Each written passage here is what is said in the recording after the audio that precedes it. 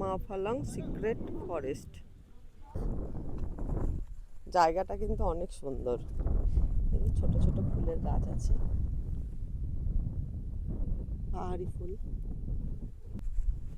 এই যে জঙ্গলটা দেখে না, এটা মনে হচ্ছে জঙ্গলের গেট। এখান থেকে ঢুকবো আমরা। বলেছে 8 ঘন্টা ট্রেকিং করতে হবে। 8 ঘন্টা এমনি সিম্পল সিম্পল ট্রেকিং করতে হবে, হেঁটে যেতে হবে। এই যে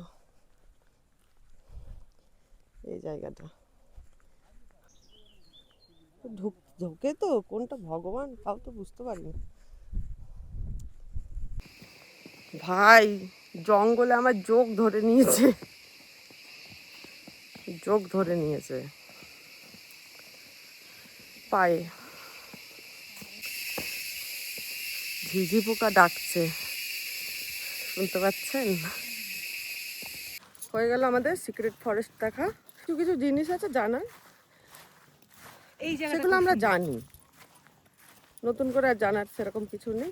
হ্যাঁ, জানি না যেগুলো এখানকার আগেকার দিনে কেমন কি রীতি রেওয়াজ ছিল, তাও ওগুলো এখন আমরা জেনে গেছি, তো নতুন করে আবার শোনার প্রয়োজন পড়ে না 1 ঘন্টা ধরে। এটা সত্যিই অনেক সুন্দর, এই চারপাশটা অনেক ভালো। ওই ফরেস্টের ভিতরে না গিয়ে যদি আমি এখানে থাকতাম, আমার মনে হয় আমার মনটা পুরোই ভরে যেত।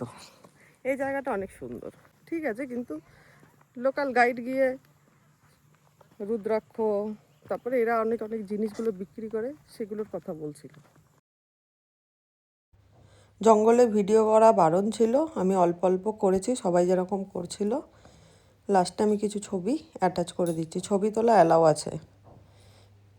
এই গাছগুলো এখানে হাজার হাজার বছর আগের পুরনো, দেখতে থাকুন।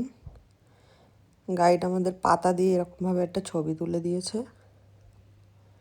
ঠিক আছে, তাহলে ভিডিওটা আমি এখানেই শেষ করছি। আশা রাখছি ভিডিওটা আপনাদের অনেক ভালো লেগেছে। এই ভিডিও সম্পর্কে যদি কিছু জানার থাকে আমাকে অবশ্যই কমেন্ট করে জিজ্ঞেস করবেন, আমি তার উত্তর দেওয়ার চেষ্টা করব। আমি সবার কমেন্ট দেখে থাকি। ঠিক আছে, তাহলে টাটা।